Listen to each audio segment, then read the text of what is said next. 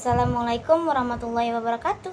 Hai teman-teman, sebelumnya perkenalkan nama saya Lul Alfiah, kelas 12 IPS MA Tansyitul Muta'alimin.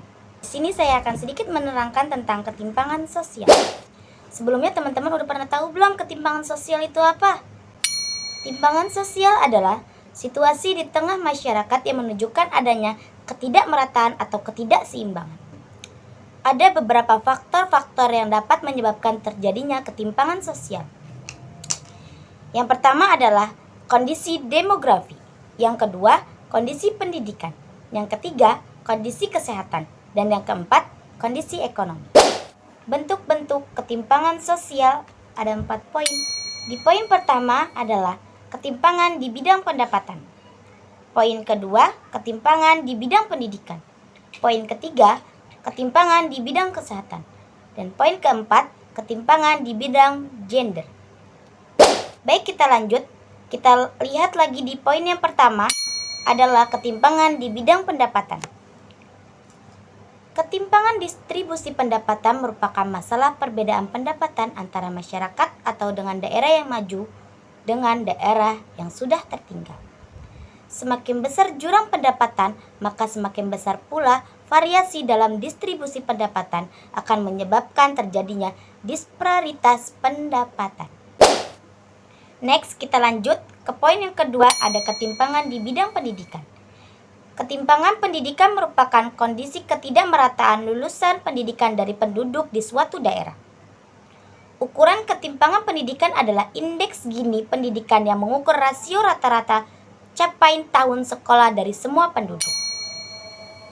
Di sini, saya akan memberikan beberapa contoh ketimpangan sosial dalam bidang pendidikan.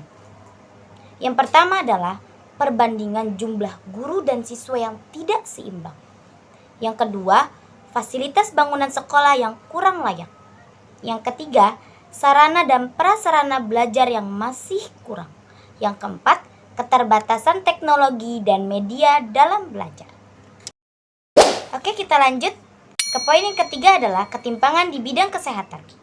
Keterbatasan infrastruktur kesehatan merupakan salah satu indikator penilaian indeks pembangunan manusia atau HUMAN.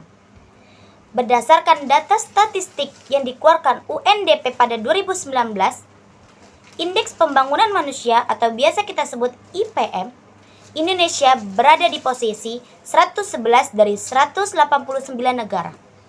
Data tersebut menunjukkan bangsa Indonesia perlu melakukan pembenahan akses kesehatan. Baik, kita lanjut ke poin yang terakhir adalah ketimpangan di bidang gender. Ketimpangan gender adalah kondisi di mana terdapat ketidaksetaraan antara laki-laki dan perempuan dalam kehidupan keluarga, masyarakat, berbangsa, dan bernegara. Ketimpangan sosial memiliki 2 dampak. Yang pertama adalah dampak positif. Bisa kita lihat, ketimpangan sosial dapat menjadi suatu stimulasi ampuh bagi beberapa wilayah. B. Ketimpangan sosial dapat menumbuhkan rasa empati antar golongan. C. Mengajarkan pada masyarakat mengenai arti tentang kehidupan yang beragam. D. Mendorong manusia untuk lebih pandai bersyukur. Dampak negatif dari ketimpangan sosial adalah cenderung memicu kesombongan dan juga keputusasaan di sisi lain.